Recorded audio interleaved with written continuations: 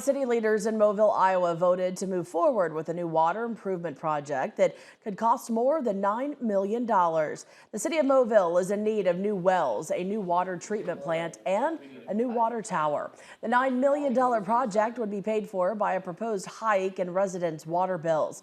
Some residents shared their concerns during the council's April 17th meeting, but in spite of their opposition, many agreed with the need for improvements to the city's water system. So tonight, the council voted to move forward.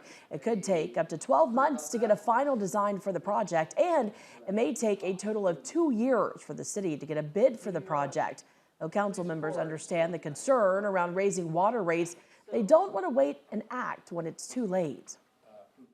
These economic times of much more difficult times for everybody, and prices are going up. The economy is not in a great situation for a new project like this. Yet at the same time, for us to go ahead and wait and hope that things get better is probably not a really great financial stewardship of the people's time or their money. While the council have agreed to move forward with the project, the details and the costs are not set in stone. The council will look over a design proposal next week and vote to submit applications for funding and other loans.